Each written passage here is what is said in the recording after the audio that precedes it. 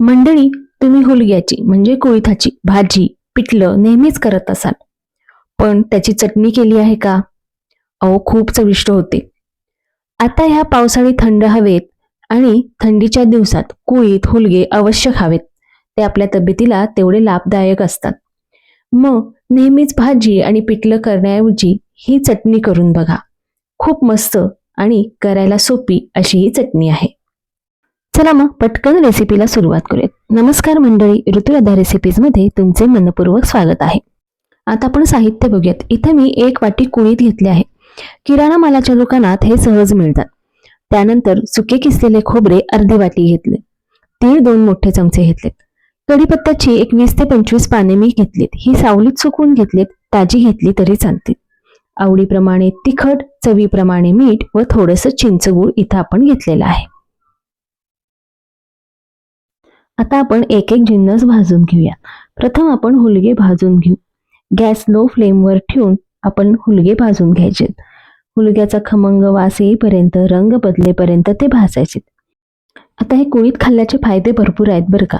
रक्तातील साखर नियंत्रित करण्यासाठी, फायबरचे प्रमाण जास्त असल्यामुळे पचनासाठी आणि वजन कमी करण्यासाठी याची मदत होते. तसेच किडनी स्टोन बाहेर पडण्यासही मदत होते. यामध्ये भरपूर प्रोटीन आहेत, अँटीऑक्सिडंट आहेत. थंडीच्या दिवसात कुळीथ खाल्ल्याने शरीराला उष्णता मिळते आणि सर्दी खोकल्यासारख्या समस्यांपासून आराम मिळतो. याच्या भाजीची रेसिपी सुद्धा मी ऑलरेडी दाखवली. ती बघितली नसेल तर नक्की बघा. त्याची लिंक मी शेअर करतच आहे. 1-2 ते 4 मिनिटात आपले हे भाजून होतात. आता ते बाजूला काढून ठेवू.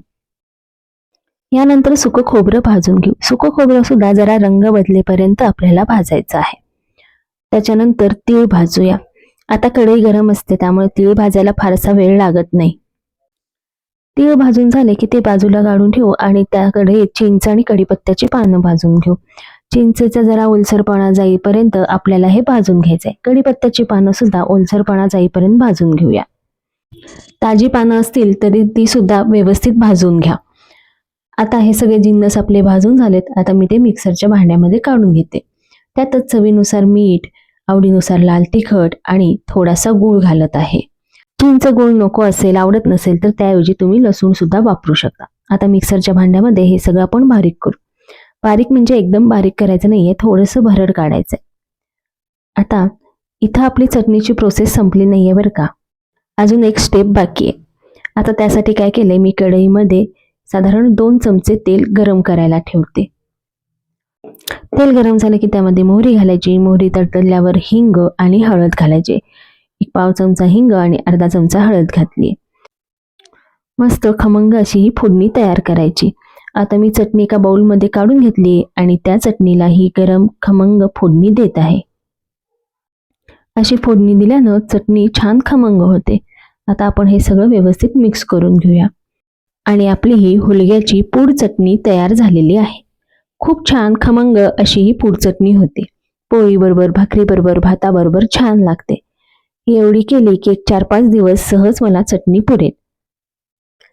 सारखं भाजी किंवा पिठलं करण्यापेक्षा अशी ही चटणी करून ठेवा. रोजच्या रोज खाल्ली जाते आणि चवीला सुद्धा ती तेवढीच छान झाली आहे.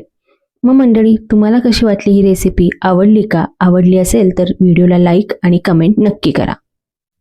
आणि मंडळी, स्वतःची काळजी घ्या. असे मस्त मस्त खाण्यासाठी स्वस्त राहा आणि स्वस्त राहण्यासाठी असेच मस्त मस्त खात राहा.